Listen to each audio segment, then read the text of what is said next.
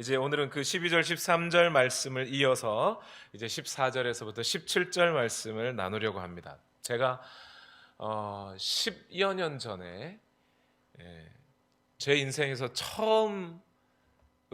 처음이자 마지막이죠. 딱 한 번 봤으니까 처음이자 마지막으로 그랜드 캐니언을 봤어요. 처음에 그랜드 캐니언을 가서 보기 전에는 그래도 이제 미국 살게 되었다고 하면 한국에서 그래도 가족들이 미국에서 그랜드 캐니언도 봤어? 이렇게 물어볼 건데 그래도 봤다는 얘기는 해야 될 거 아닙니까? 그죠? 그래서 그래도 봤다는 얘기는 해줄 수 있어야 되겠지 하면서 별 기대 없이 가서 봤어요. 그런데 입구에 들어서서 이제 계곡이 보이는 그 순간부터 한 10분 정도는 거의 제가 입을 다물지 못할 정도로 이야 정말 크구나 싶어서 입이 떡 벌어졌어요. 거기다가 제가 전에도 말씀드렸다시피 2층 제가 다니던 학교 강당 2층도 못 올라갈 정도로 좀 고소공포증이 있는 사람이어서 그런데 그랜드 캐니언을 가서 이 그 아래를 내려다 봤더니 이거 뭐 산 꼭대기에 있는 거랑 똑같더라고요. 그래서 경이롭기도 하지만 장관이기도 하지만 동시에 두려움도 느껴지는 그런 순간이었습니다. 얼마나 그 장면이 멋있고 장관이었던지 10년이 지난 지금도 저는 아직도 그 순간을 생각하면 와 하게 돼요. 오늘 본문의 말씀 속에 하나님께서 하나님의 자녀들에게 주신 약속의 말씀이 오늘 8장 14절에서 17절까지 말씀 속에 있습니다. 이 약속의 말씀이 너무나 위대하고 상상만 해도 그 장관임을 우리가 생각할 때 마치 그랜드 캐니언을 보는 것과 같은 경이로우면서도 동시에 매우 두렵기도 한 말씀입니다. 마틴 로이드 존스라고 하는 목사님은요, 오늘 본문 로마서 8장 14절에서 17절 말씀을 설명하기 위해서 20주간 설교를 했습니다. 딱 4절의 말씀을 위해서. 그래서 이 책이 그의 로마서 강의 6권의 말씀 전체라고 해도 과언이 아닐 정도였어요. 페이지를 수로 세보니까 약 400페이지가 넘는 책 한 권이었습니다. 그 정도로 이 말씀이, 오늘 우리가 읽은 이 말씀이 경이롭고도 놀라운 말씀이에요. 어떤 점에서 경이롭습니까? 모든 하나님의 자녀들은 하나님의 유산을 물려받을 상속자라는 점에서 이 말씀은 경이롭습니다. 우리는 하나님의 유산을 받을 겁니다. 전 우주에서 이 하나님의 유산보다 더 크고 위대한 것은 없습니다. 그렇기 때문에 이 약속은 매우 위대하고 경이로운 약속입니다. 동시에 이 약속은 두려운 약속입니다. 왜냐하면 우리가 그 유산을 이어받기 위해서는 무엇도요? 고난도 받아야 할 것이다 라고 말씀하고 있기 때문이죠. 오늘 이 말씀을 이 앞에 서 있는 저 김정우 목사 개인의 말로 여러분이 듣지 않으시고 이 약속하신 것을 반드시 이루시는 하나님의 말씀으로 오늘 여러분이 받으신다면 오늘 이 말씀 속에 있는 그 경이로움과 두려움, 아니 그 두려움을 이겨낼 수 있는 그 모든 경이로운 약속이 오늘 여러분 안에 충만하게 이루어질 것이라고 믿습니다. 그 약속의 말씀을 믿고 오늘 함께 들으시는 여러분 되시기를 바랍니다. 먼저 이 위대하면서도 두려운 약속의 말씀을 만나기 전에 먼저 14절의 말씀을 오늘 우리가 이해해야 할 필요가 있습니다. 14절 말씀을 뭐라고 말씀하냐면 하나님의 영으로, 즉 성령으로 인도하심을 받는 사람은 누구나 다 하나님의 자녀입니다. 이렇게 말씀하고 계세요. 이 말씀의 뜻이 무엇일까요? 저희 아이들이 한국에서 고깃집을 갔대요. 고기 먹고 싶어서. 그런데 옆 테이블에 한 아주머니께서 혼자 고기를 드시고 계셨는데 이미 술에 가득 취하셔서 만취한 채 고기를 드시고 계시더라는 겁니다. 그런데 이 아주머니에게 전화가 왔어요. 벨소리가 노랫소리였습니다. 아주 멋있는 음악이 흘러나오더래요. 전화가 왔는데 이 아주머니에게 어떤 노래였냐면 성령의 새바람 이 땅에 불어오소서 이렇게 부르더라고요. 여러분 이렇게 찬송가를 녹음해 놓고 벨소리를 들으면 그것이 성령의 인도함을 받는 겁니까? 그런 거 아니겠죠, 그죠? 그런 것을 성령의 인도함을 받는 거라고 말씀하시는 게 아닐 겁니다. 또 어떤 분들은 성령의 인도함을 받는 사람들은 성령의 음성을 마치 이장님께서 동민 여러분 오늘 오후에 뭐 어디서 이렇게 이런 음성이 막 귓전에 정확하게 들릴 정도로 들리는 것이 성령의 인도함을 받는 것이다라고 말하는 분들이 있어요. 예, 물론 성경을 찾아보면 실제로 그렇게 성령의 인도함을 아주 강력하게 받은 경험들이나 사람들이 있음을 분명히 얘기해주고 있습니다.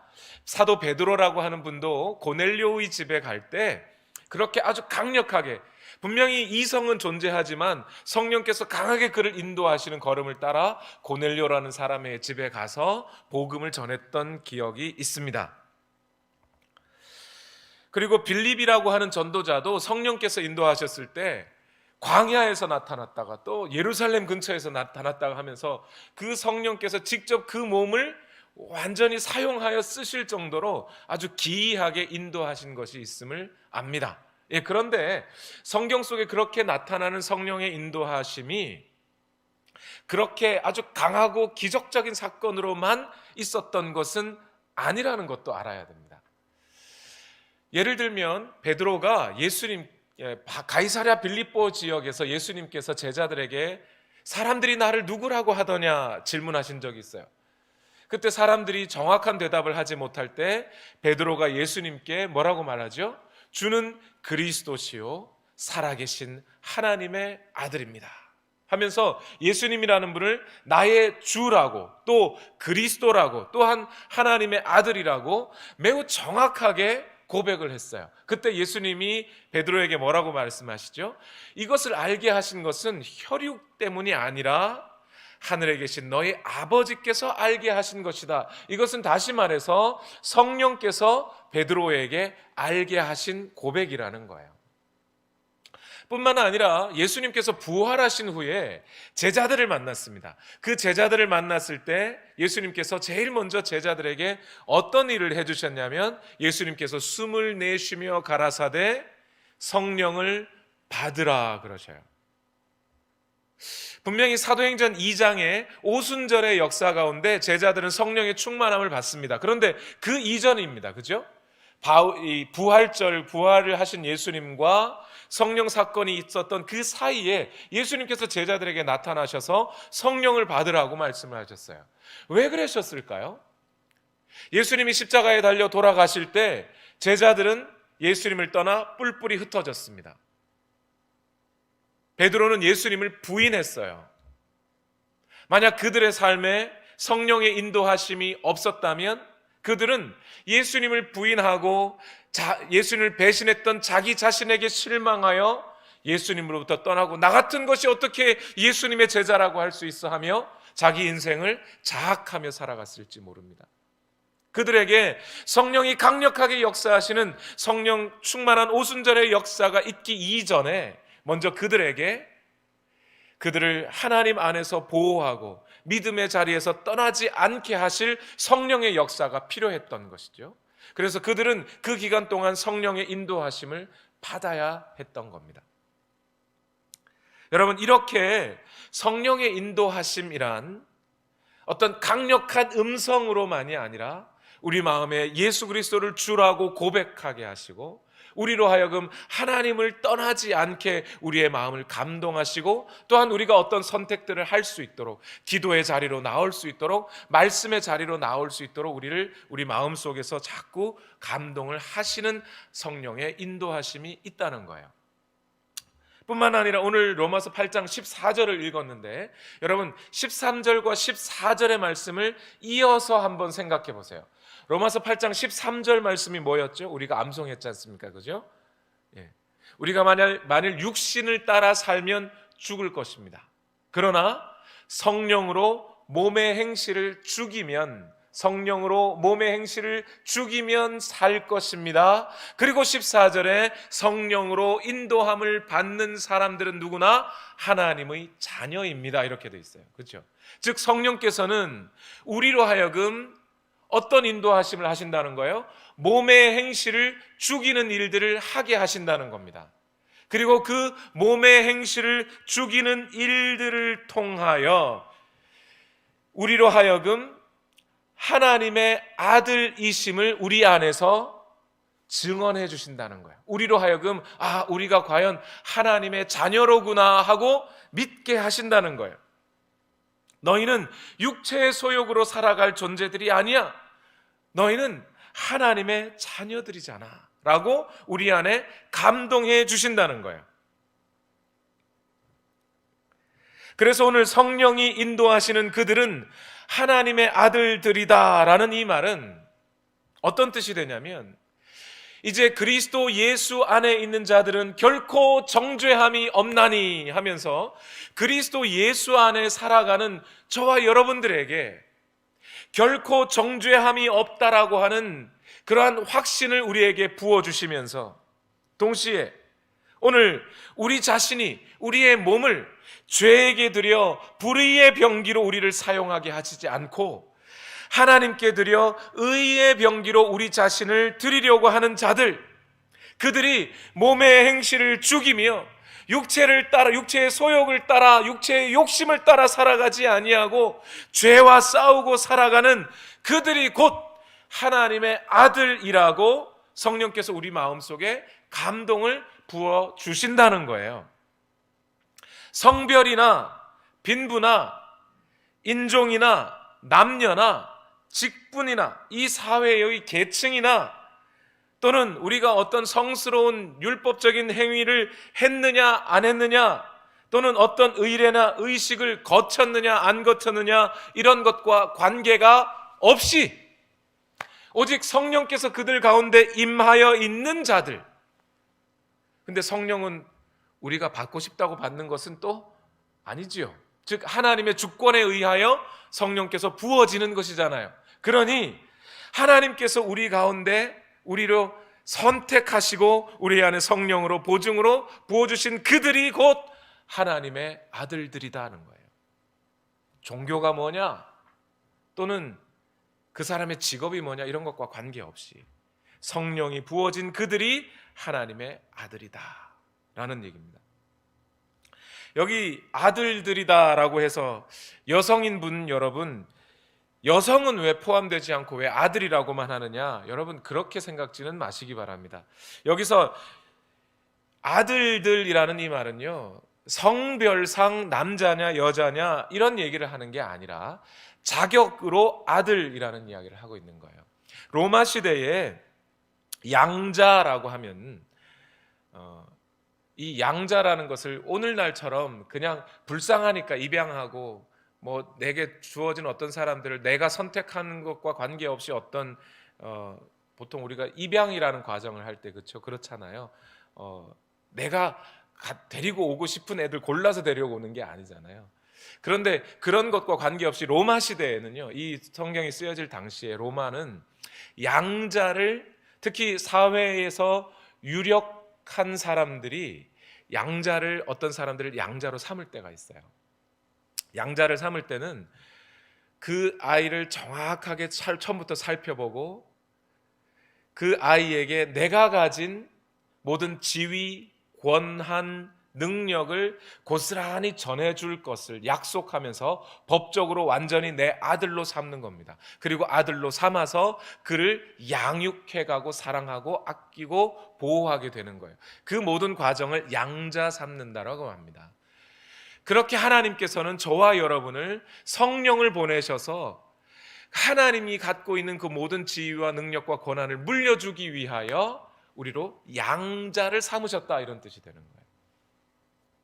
그러니 여러분, 이 모든 양자라는 의미를 가질 때 여러분, 오늘 저와 여러분 안에 하나님께서 부어주신 성령이 계시다면 저와 여러분은 모두가 다 하나님의 아들이심을 믿으시기 바랍니다. 여러분 안에 주의 성령이 와 계십니까? 그 성령께서 오늘 저와 여러분을 하나님을 선택하게 하고 몸의 행실을 죽이며 우리 주 예수 그리스도를 주와 구세주로 고백하게 하고 계십니까? 그렇다면 저와 여러분은 오늘 하나님의 자녀이라는 사실을 믿으시기 바랍니다. 그러면 오늘 이제 그 하나님의 자녀로 인정함을 받으신 저와 여러분이 상속자라고 오늘 본문은 얘기하고 있어요. 즉 하나님께서 갖고 계신 그 어떤 것을 우리가 물려받을 것이라는 거죠. 상속자라는 얘기는요, 하나님이 갖고 계신 그 유산을 우리가 물려받을 거라는 거예요. 자, 그런데 여러분, 이 유산이 어떤 것이냐, 이것을 살펴보는 거 오늘 말씀의 핵심인데요. 먼저 여러분께 질문드리죠. 여러분이 이 세상에서 살아가는 이제 지금까지 10년 또는 20년, 짧게는 30년에서 길게는 70년, 80년을 사셨습니다. 여러분의 남은 인생이 기쁨과 즐거움으로 가득할 수도 있고, 또는 고통과 어려움과 슬픔으로 가득하실 수도 있습니다. 그런데 만약 여러분이 하나님으로부터 받을 유산이 있다면 말입니다, 그 유산이 여러분의 남은 인생을 속에 있을 그 모든 고통을 완전히 잊어버리게 해줄 만큼 크고 놀랍고 부요한 것이면 참 좋겠죠. 아닌가요? 그랬으면 좋겠지 않습니까? 실제로 오늘 사도 바울은 오늘 본문 바로 다음에 있는 로마서 8장 18절 말씀에서 그 얘기를 합니다. 장차 우리가 받을 영광은 현재 우리가 잠시 받는 고난과 좋게 비교할 수 없는 것이다, 이렇게 얘기를 해요. 지금 오늘 제가 여러분 앞에 쏟아놓을 이 하나님께서 우리에게 주실 유산이 그러하다는 겁니다. 오늘 여러분이 어떠한 고통이나 또는 슬픔을 당하고 살아가고 계시든지 간에 우리 앞에 놓여있는 이 유산은 너무나 위대하고 너무나 큰 것이어서 오늘 우리가 인생에서 받을 고난과 좋게 비교할 수도 없을 만큼 큰 것이라는 거예요. 다시 말해서 오늘 여러분이 비록 고난과 어떤 고통 속에 있다 할지라도 이 유산을 기억한다면, 지금 내가 당하는 이 고난은 그 하나님의 영광에 비교하면 아무것도 아니에요 하고 지금 살아가실 수 있는 그런 영광이라는 거예요. 그런 유산이라는 겁니다. 이 유산은 최소한 3개로 제가 나누어서 설명드릴 수 있어요. 3가지 측면에서. 첫 번째, 하나님께서 우리에게 주시게 됐다고 약속하고 있는 이 유산은 뭐냐? 세상입니다. 세상. The world. 발음이 좀 부족하지만 세상, 그것이 하나님께서 우리에게 약속하신 유산입니다. 오늘 로마서 4장 13절 말씀인데요, 로마서 4장 13절 말씀을 우리 다 같이 한번 읽어보겠습니다. 시작. 아브라함이나 그 자손에게 주신 하나님의 약속 곧 그들이 무엇을 물려받는다고요? 세상을 물려받을 상속자가 되리라는 것은, 이렇게 말씀하고 있어요. 율법으로 말미암은 것이 아니라 믿음의 의로 말미암은 것입니다, 이렇게 말하죠.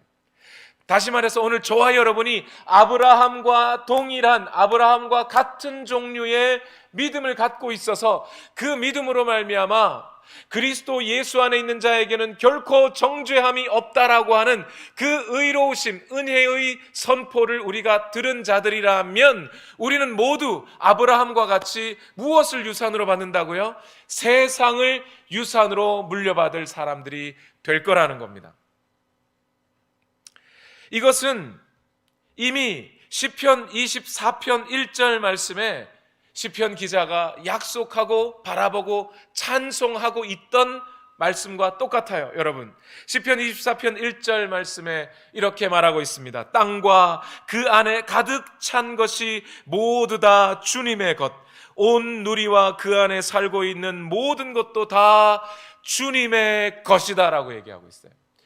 여러분, 저와 여러분이 하나님의 상속자라면, 그런데 그 하나님은 이 모든 세상과 그 세상에 속한 모든 것을 주님의 것으로 갖고 계시단 말이죠. 그렇다면 우리는 하나님의 것을 물려받는 상속자, 곧 세상과 그 세상에 속한 모든 것을 물려받는 상속자가 된다는 얘기입니다. 바울은 이와 똑같은 의미로 고린도전서 3장 21절에서 23절 말씀에 이렇게 약속하고 있어요. 이 약속의 말씀을 다 같이 한번 읽어보겠습니다. 고린도전서 3장 21절과 21절에서 23절 말씀입니다. 시작. 그러므로 아무도 사람을 자랑하지 말아야 합니다. 모든 것이 다 여러분의 것입니다. 바울이나 아볼로나 게바나 세상이나 삶이나 죽음이나 현재 것이나 장래 것이나 모든 것이 다 여러분의 것입니다. 그리고 여러분은 그리스도의 것이요 그리스도는 하나님의 것입니다. 여러분이 그리스도의 것이라고, 그리스도의 영이 여러분 안에 와 계시면 여러분은 그리스도의 사람입니다. 앞에서 여러분 암송하셨죠. 그리고 여러분이 그리스도의 사람들이라면 그러면 어떻게 된다는 거예요? 삶이나 죽음이나 현재 것이나 장래 것이나 이 세상에 속한 모든 것이 다 여러분의 것입니다.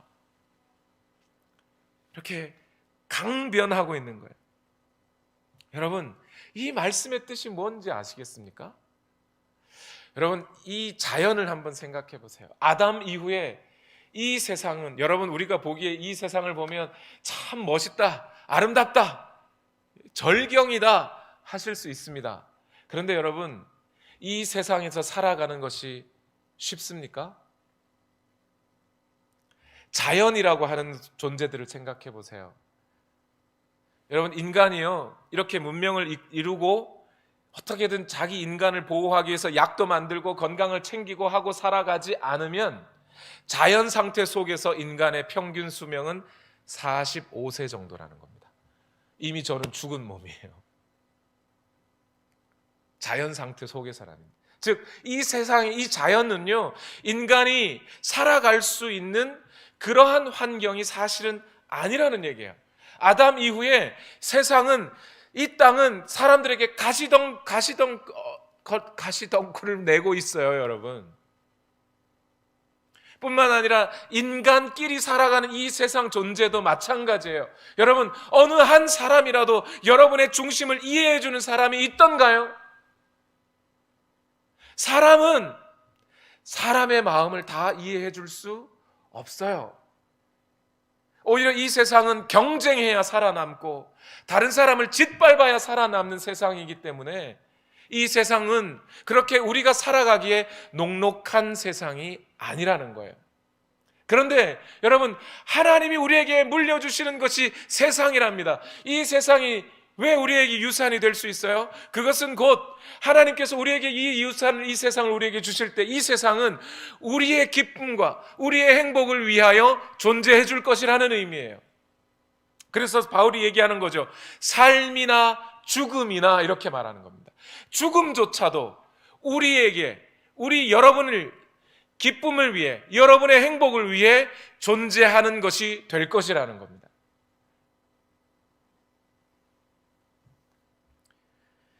하나님께서는 이 세상의 그 모든 부정적인 것들을 단지 없애버리시는 것이 아니라 여러분의 삶을 위해 존재하도록 바꾸어 주실 것이라는 거예요. 여러분, 이 세상을 한번 상상해 보십시오.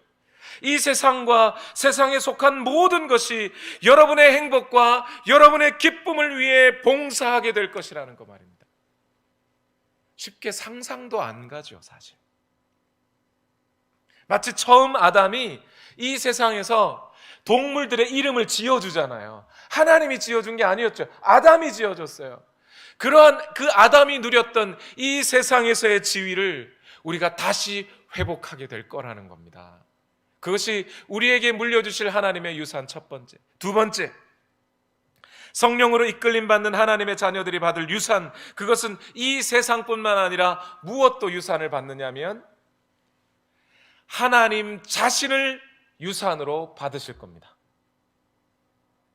저와 여러분은 하나님을 유산으로 받으실 것이라고요. 여러분, 한번 생각해 보세요.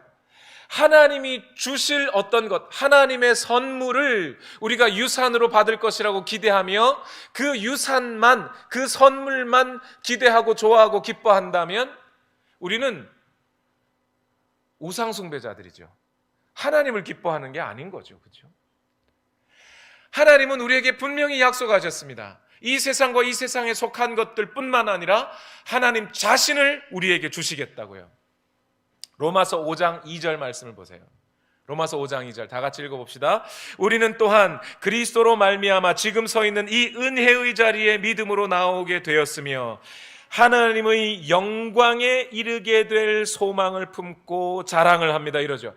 우리가 그리스도인이 어떻게 된다고요? 하나님이 주실 영광에 이르게 될 것을 소망하면서 지금 우리는 기뻐하고 자랑하고 즐거워합니다. 이런 뜻이잖아요.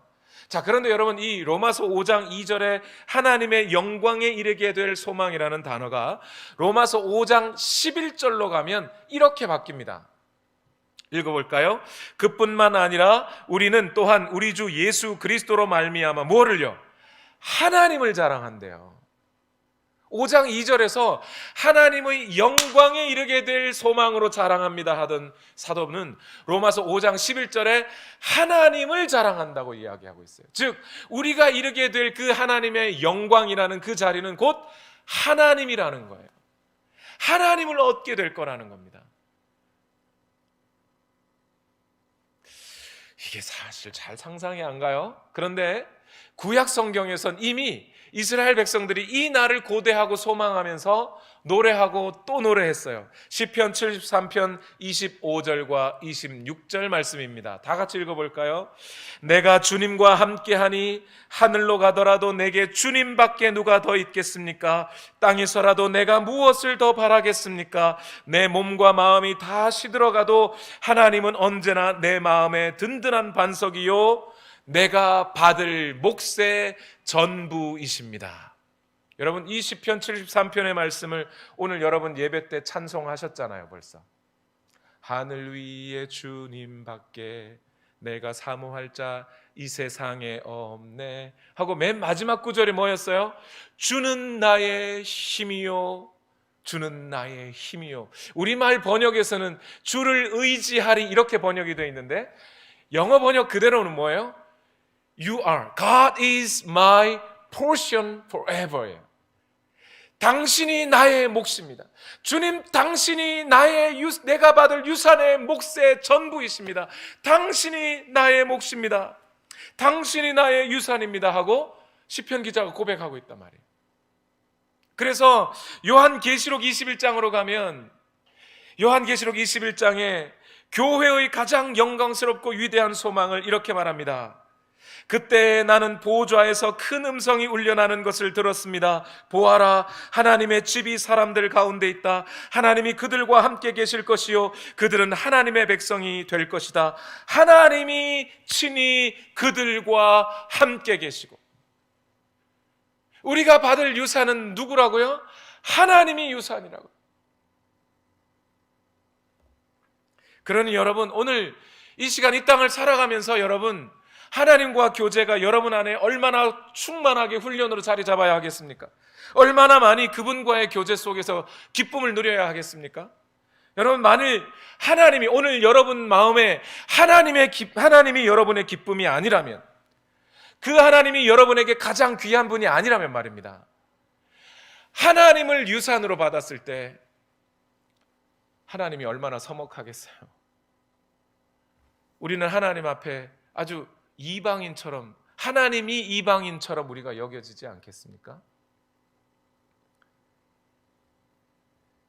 그러나 오늘 여러분이 하나님을 기뻐하고 계신다면 돈 좀 얻어서 돈으로 명예를 얻어서 명예로 내가 어떤 한 분야에서 성공해서 그 성공으로 기쁨을 누리는 것이 아니라 그 위에 하나님 계심으로 그 하나님과 함께 하는 것을 기쁨으로 여기는 여러분, 그래서 그 여러분 속에 하나님만이 온전히 내 만족이요 하나님만이 나의 기쁨이라면 여러분이 장차 하나님을 유산으로 얻었을 때에 여기가 천국이구나 하게 되지 않겠습니까?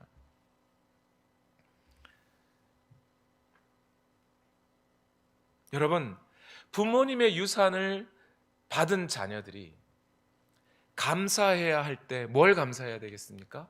유산도 감사해야 되겠지만 그 유산을 주신 부모도 감사해야 하지 않나요? 유산에, 부모님이 물려주신 유산에 대해서도 감사해야 하지 않고, 뿐만 아니라 유산 주신 것만, 그것 가지고 야, 엄마 아빠가 내게 땅 주셨어, 집 주셨어, 그것만 가지고 그것만 바라보고 살고 있으면 부모를 경멸하는 것이 되는 것이죠. 오늘 이 세상과 이 세상에 속한 모든 것을 주시겠다고 약속하신 하나님이 하나님 자신도 주시겠다고 하셨어요. 그 하나님을 오늘 우리가 감사해 하지 않고 그 하나님을 기뻐하지 않는다면 우리는 앞에서 말씀드린 바대로 우상 숭배자가 되고 마는 거예요. 저는 장담하건대 여러분, 오늘날 만약 여러분의 신앙생활이 침체에 빠져 있다면 그것은 왜냐하면 우리에게 허락하신 이 위대한 유산과 구원을 바라보지 못하고 있기 때문에 그래요. 하나님의 이 위대한 약속을 생각하지 못하고 있기 때문일 겁니다. 하나님이 주시겠다고 하신 이 구원과 유산의 약속이 별것 아니니까 그것을 주신 하나님도 별것이 아닌 거죠. 요즘 그런 세태가 있다더군요. 부모님 중에 어머니 아버지 나눠가지고 아버지는 돈이 많고 어머니는 돈이 없어. 그럼 누구한테 잘해줘요? 자식들이? 아버지한테만 잘해줘. 돈만 생각하고, 그죠? 그런 것처럼 오늘 여러분이 받은 구원이 별것 아니다 보니까 하나님도 별것 아닌 분으로 여겨지는 거 아닙니까? 하나님도 별것 아니다 보니까 그분과 교제하는 것도 별것 아닌 것이 되고, 하나님을 예배하는 것도 별것 아닌 것이고, 그분 앞에 기도하는 것도 의미 없는 것이고, 그러니 그 속에서 기쁨을 누리지 못하다 보니 영적인 침체 가운데 빠지게 되는 것 아니냐 이 말이에요. 여러분, 이 세상에서 빛과 소금의 역할을 제대로 감당하지 못하는 어떤 그리스도인들 때문에 나 쟤들 때문에 교회 가기 싫어, 그런 생각하시는 분들이 있을지 모르겠습니다만, 그 사람들 때문에 영적인 침체가 여러분에게 찾아왔다면 그거 거짓말입니다, 여러분. 사도 바울은 감옥 속에서도 살아계신 하나님을 인하여 찬송하고 뜨겁게 하나님께 영광을 돌린 사람이에요. 사자굴에서도 다니엘과 세 친구는 하나님으로 말미암아 기뻐하고 기도하고 감사할 수 있었어요. 그리 아니하실지라도 감사해요 했던 사람들이지 않습니까? 오늘 저와 여러분이 하나님을 유산으로 주시겠다고 하신 이 약속을 위대한 약속으로 받아들이지 않는다면 도대체 무엇을 우리가 또 위대한 약속으로 받아들일 수 있다는 말입니까? 이 구원을 기뻐하고 하나님을 기뻐하는 것으로 만족하며 사는 것, 그것이 그리스도인들의 유일하고 위대한 기쁨의 비결이 되는 겁니다. 세 번째로 로마서 8장을 읽어보면 신자들이 얻을 유산의 한 가지 측면이 더 있습니다. 그것은 바로 구원받은 몸, 곧 예수 그리스도의 부활의 육체와 같이 영광을 받은 몸, 그것이 우리가 유산으로 받을 것입니다. 사실 이 영광의 몸을 유산으로 받는다라고 하는 것은요, 앞에 두 가지, 세상과 세상에 속한 모든 것을 유산으로 얻기 위해서, 또 하나님을 유산으로 얻기 위해 필요한 필요 조건이에요. 여러분, 이 세상은, 과학자들도 그런다면서요, 이 세상이 40억 년 됐다며요. 40억 년 됐는지 안 됐는지 모르겠습니다만, 저는 잘 모르겠습니다만, 그러나 우리가 70년, 80년 사는 이 몸을 가지고 이렇게 오랫동안 살아가는 이 세상을 유산으로 받을 수 있겠습니까? 우리가 70년, 80년 살아가는 이 몸을 가지고, 나면 죽어야 되는 이 몸 가지고 영원하신 하나님을 유산으로 받을 수 있냐고요? 없지요. 그 하나님을 즐길 수 없지요. 그 하나님과의 교제 속에 기쁨을 누릴 수 없지요. 그렇기 때문에 이 앞에 두 가지 것을 유산으로 받기 위해서 우리의 몸도 영원한, 죽지 않는 몸을 가져야만 했다는 겁니다.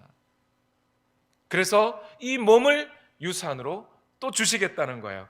로마서 8장 23절 말씀 다 같이 읽어볼까요? 시작. 그뿐만 아니라 첫 열매로서 성령을 받은 우리도 자녀로 삼아 주실 것을, 곧 우리 몸을 속량하여 주실 것을 고대하면서 속으로 신음하고 있습니다. 무엇을요? 몸을 속량해 주시다. 죽을 몸을 죽음에서 건져 주시다, 이 말이잖아요. 우리 몸이 영원히 사는 몸으로, 예수 그리스도와 같은 몸으로 변화될 것이라는 겁니다. 그것이 우리에게 주어주실 유산이라는 거죠. 그래서 하나님의 자녀로서 우리가 받을 유산은 크게 세 종류. 첫 번째 뭐였어요? 세상과 거기 속한 그 모든 것. 두 번째, 우리의 궁극적이고 최종적인 상급으로서 하나님 자신을 우리는 유산을 받을 것이며, 뿐만 아니라 이 두 가지가 모두 우리 안에서 충분하고 충만하게 누려질 수 있도록 하기 위해 우리 영원한 몸을 하나님께서는 우리에게 주실 것입니다. 그것이 성령으로 인도함을 받는 하나님의 자녀들에게 주실 하나님의 약속이에요. 유산의 약속이라고요. 저와 여러분이 받을 유산이라고요. 이거 생각만 해도 위대하지 않습니까? 그랜드 캐니언 정도는 세 발의 피 정도로 여겨지지 않냐고요. 경이롭지 않습니까? 그래서 저는 여러분, 천국 가면 사람의 행위에 따라, 이 땅에서 얼마나 잘 살고 못 살았느냐에 따라서, 사람의 행위에 따라 천국 가면 어떤 사람은 금연류관 쓰고 집도 세 채 네 채 있고 앞뒤로 산과 강이 있고 그럴 건데, 이 땅에서 한 일이 없는 사람들은 개털 모자 쓰고 살 거라고, 집도 없어서 그냥 수레만 타고 다니고 집도 텅 비어가지고 집도 없고 그냥 거지처럼 살 거라고 하는 그러한 사람들의 이 이야기를 저는 도저히 못 믿겠습니다. 어떻게 우리에게 주어질 이 유산이 우리의 행위에 따라 정해지냐 말이에요. 성령으로 인도함을 받는 그들, 성령으로 인치심을 받은 그들, 하나님께서 너는 내 것이다 보증하시면서 성령을 부어주신 분들, 그들에게 동일하게 이 하나님의 상급이, 유산이 주어진다는 말입니다. 그리고 이 위대한 유산이 있는데, 여러분 굳이 건물, 천국 가서도 그 건물 짓고 사셔야겠습니까? 꼭 금연류관 목이 부러져라고 그거 쓰고 다니셔야 되겠습니까? 정말 그거 갖고 싶으시면 이 땅에서 돈 벌어서 사서 쓰세요. 그럼 되잖아요. 근데 뭘 굳이 그런 거 다 얻어 쓰려고 하십니까? 성령으로 인도함을 받는 그들에게 하나님의 주권으로 이것이 주어진다는 말이에요. 여러분, 그렇다면 오늘 저와 여러분에게 주어진다는 것은 여러분의 자녀들에게는요, 주어진다는 거예요? 안 주어진다는 거예요? 남녀노소 불문하고 주어진다는 거죠. 한 목사님 아버지가 이 사실을 아이들에게도 알려주고 싶어요. 자기 아이들에게도. 그래서 아이들에게 천국에 하나님께서 이러이러한 것을 주신다고, 그래서 하나님 앞에 선 모든 사람들은 다 형제 자매라고. 그랬더니 아들이 아버지한테 그러더래요. 형제님, 그럼 나 천국 가서 아빠 형제님이라고 불러도 되지? 아버지가 그랬대요. 야, 그래도 이름은 부르지 말고 형이라고 불러. 여러분, 여러분들의 자녀들에게도 이 유산이, 하나님께서 약속하신 유산이 있다는 거 알려줘야 되지 않겠습니까? 그러니 여러분, 이 유산을 받고 살아간다고 생각하는 여러분, 부모 여러분, 여러분들 자녀 앞에서 어떻게 사셔야 할까요? 저는 여러분들이 그래서 가정 예배를 좀 드렸으면 좋겠어요. 하나님의 말씀을, 이 약속의 말씀을 여러분들 자녀들과 함께 나누고 믿음을 유산으로 나눠주는 여러분들이 좀 되셨으면 좋겠습니다. 그래서 여러분들이 자녀들 앞에서 이 하나님의 위대한 유산을 받은 자들답게 우리에게 죄 지은 어떤 이웃들을 향하여 용서 좀 하시고, 그렇잖아요. 이 유산을 받고 살아가는 사람들이, 이 위대한 유산을 받고 살아가는 사람들이 어떻게 좀스럽게 살아가겠습니까? 그렇죠? 사람들 용서하지 못하고 눈앞에 있는 일들에 전전긍긍하며 살아가겠습니까? 넉넉하고 이겨내는 모습들을 여러분 자녀들에게 좀 보여주십시오. 이 세상에 부자로 살아가는 사람들 부러워하면서 나 언제쯤 가난 벗어나겠느냐 하면서 그렇게 전전긍긍하는 사람, 그런 행실로 살지 마시고 하나님의 나라를 유업으로 받은 자답게 비록 이 땅에서 가난할지라도 넉넉한 마음으로 살아가는 모습을 여러분 자녀들에게 좀 보여주십시오. 그래서 너희에게도 이 유산이 넉넉하게 주어진다는 사실을 알려주십시오. 그런 믿음으로 살아가는 여러분 되시기를 예수님 이름으로 축원합니다. 그런데 여러분, 여기서 한 가지만 더 들어주십시오. 오늘 본문에서 매우 중요한 주제가 하나 남았어요. 길지 않을 겁니다. 오늘 본문은 17절에 뭐라고 말씀하시죠? 같이 읽어볼까요? 자녀이면 상속자이기도 합니다. 우리가 그리스도와 함께 영광을 받으려고 그와 함께 고난을 받으면 우리는 하나님이 정하신 상속자요 그리스도와 더불어 공동 상속자입니다. 이 유산을, 위대한 유산을 받기 위하여 우리는 반드시 무엇을 통과해야 된다고요? 고난을 통과해야 된대요. 이 유산을 얻기 위하여 우리는 이 땅에서 무엇을요? 고난을 받아야 한대요. 그리스도와 함께 고난을 받아야 한다는 겁니다. 여러분, 예수 그리스도는 왜 고난을 받으셨어요? 하나님의 뜻에 순종하여 성령님의 이끌림 속에서 성육신하고 이 세상에 오시는 바로 그 순간부터, 영원하신 하나님이 시간과 공간에 제한된 몸을 입고 이 땅에 오시는 그 순간부터 고난이 시작되었던 것 아니었던가요?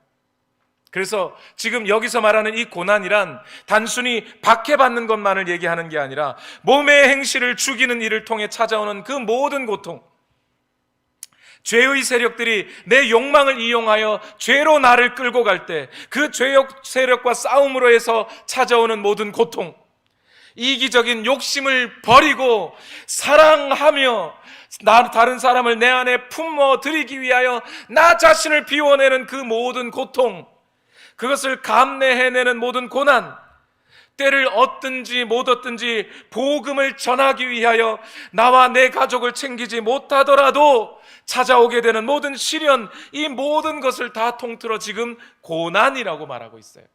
그때 우리 주 예수 그리스도께서는 그 고난 속에서 하나님을 뭐라고 부르셨어요? 아빠, 아버지라고 부르셨어요. 아빠라는 말은 분명히 아버지를 친근하게 부른 데디라는 말이 맞는 것 같아요. 그런데 오늘 바울이 여기서 아빠, 아버지라고 부르짖느라고 말하신 이 말씀은 단순히 친근하게 얘기하는 게 아니라 예수 그리스도께서 아빠, 아버지라고 언제 불렀어요? 침례 받으실 때, 성령의 인도하심을 받아 침례 받으시고 일어날 때 하나님이 뭐라고요? 이는 내 사랑하는 아들이라고 확증하셨어요. 그 침례가 무엇을 의미하냐면 고난을 의미하는 거예요. 지금 우리는 침례식 하면 꽃다발 주고 축하한다고 하지만 초대교회 그리스도인들에게 침례는 고난의 시작이었어요. 침례 받는 그 일을 통해 목숨이 위태로워지기도 하고 예수쟁이라고 박해를 받아야 하기도 했고 재산이 몰수당하기도 했습니다. 침례 받는다는 건 고난의 시작을 의미해요. 그때 예수 그리스도는 하나님을 아빠, 아버지라고 부를 수밖에 없었어요.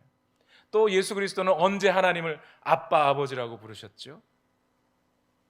십자가에 달려 죽으시기 전 고난을 앞에 두시고 겟세마네 동산에서 아빠, 아버지여, 이 잔이 내게서 옮겨갈 수 있기를 원합니다. 그러나 내 원대로 마옵시고 아버지의 뜻대로 되기를 원합니다.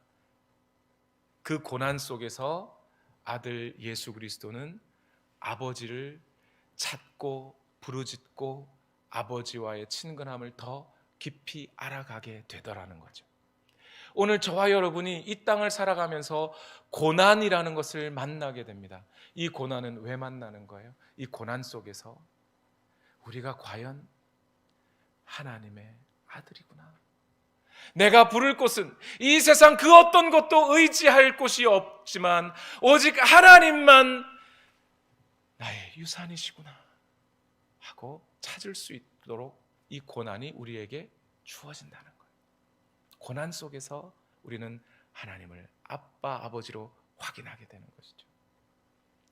그렇게 그 고난, 오늘 저와 여러분 속에 찾아오게 되었다면, 여러분 그 고난을 인하여 불평하고 불만하고 하나님을 모시고 하나님을 섬기는 자리에서 멀어지려고만 하지 마시고, 비록 그 모든 고난이 여러분 속에 찾아왔을 때에 생각하십시오.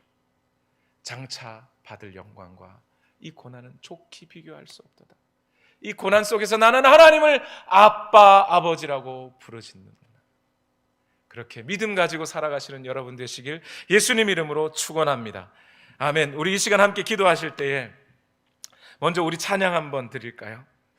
예수를 나의 구주 삼고. 여러분, 이 예수를 나의 구주 삼고라는 찬송 어떻게 나온지 아십니까? 생후 2달이 되었을 때 눈에 세균 감염이 되었는데 의사의 잘못된 처방으로 영영 시력을 잃은 여인이 있어요. 1살이 되었을 때 아버지를 잃어버렸어요. 어머니와 할머니의 성실한 안내로 성경을 읽고 암송하게 된 여인이 있었습니다. 그 여인이 성령의 인도하심 속에 하나님을 찬송하는 찬송 작사가가 되었어요. 이름이 F.J. 크로스비라는 분이세요.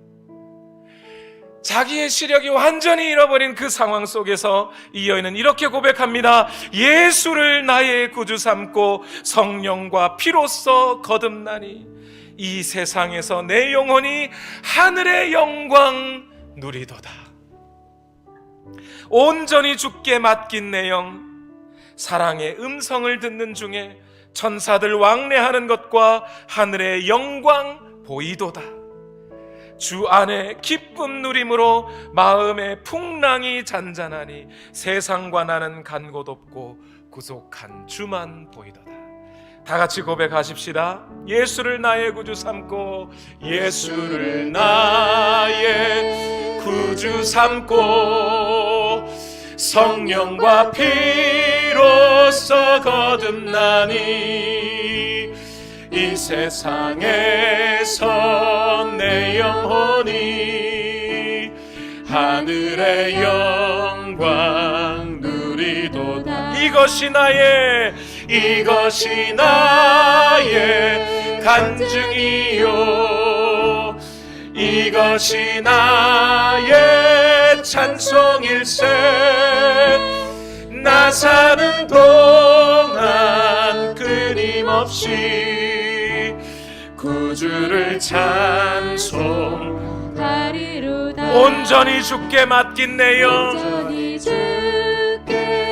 맡긴 내 영, 사랑의 음성을 듣는 중에 천사들 왕래하는 것과 하늘의 영광 보이도다.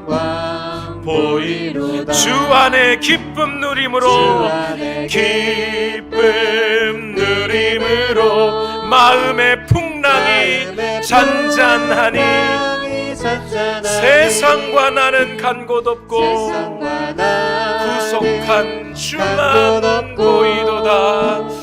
구속한 주만 보이도다. 이것이 나의 간증이요, 이것이 나의 간증이요, 이것이 나의 찬송일세.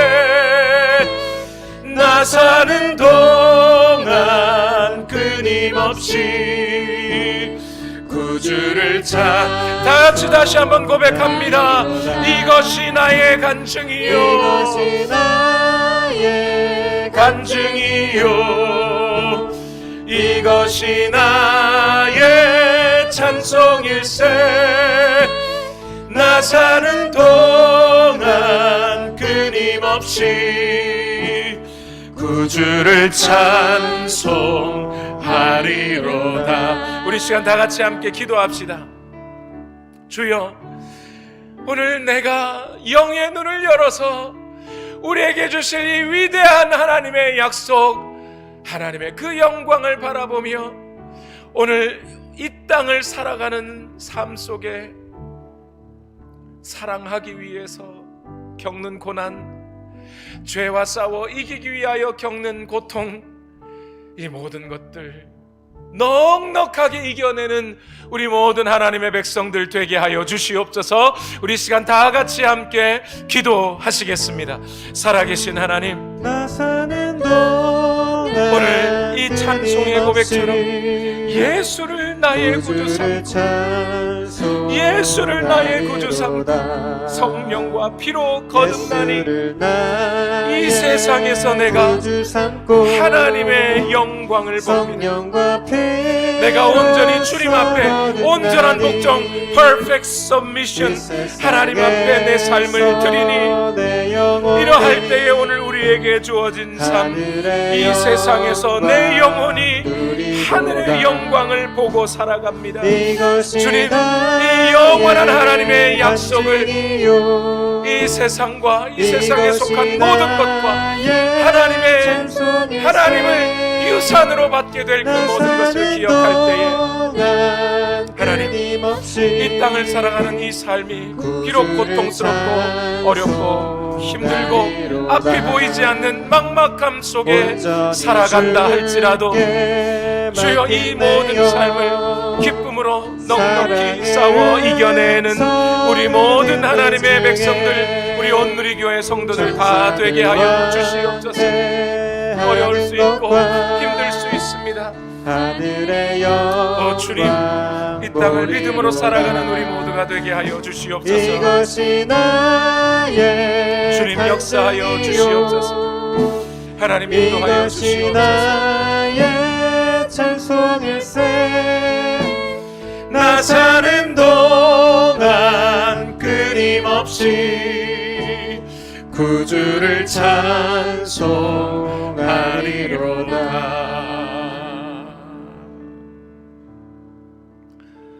하나님, 이 땅에 어떤 어려움과 고통, 나만 소외당한 것 같은 외로움, 나만 뒤처진 것 같은 불길함, 나만 고통받는 것 같은 그 절절한 절규가 비록 오늘 우리 인생 가운데 있는 것 같다 할지라도 오늘 하나님의 백성들, 이제 하나님이 나의 아버지, 아빠, 아버지라고 부르짖으며 하나님을 아버지로 모시고 살아가는 이 믿음 속에서 넉넉하게 하나님을 배움는 그날을 기대하며 이 땅을 살아갈 수 있고 이겨낼 수 있는 우리 모든 하나님의 자녀들 다 되게 하여 주시옵소서. 오늘도 역사하실 하나님, 그 하나님을 기대하고 바라봅니다. 오늘도 주님 은혜 속에 살아가기 원하오니 주여 우리를 붙들어 주시고 하나님의 말씀이 오늘 우리를 인도하여 주시옵소서. 영원하신 하나님께서 부어주시는 이 유산을 기억하며 그 경이롭고도 위대한 하나님의 약속을 생각할 때에 오늘 우리는 이 땅에서의 고난도 넉넉하게 이겨낼 줄로 믿습니다. 이 고난을 통과해야만 그 영광이 주어질 것을 믿기 때문입니다. 그래서 오늘 이 땅을 살아가면서 이 몸의 행실을 죽이는 고난이 우리에게 주어졌다면 그것은 곧 우리에게 또한 그 영광이 주어질 것이라는, 하나님의 유산이 주어질 것이라는 약속임을 믿고 기뻐하며 즐거워하는 우리가 되게 하여 주옵소서.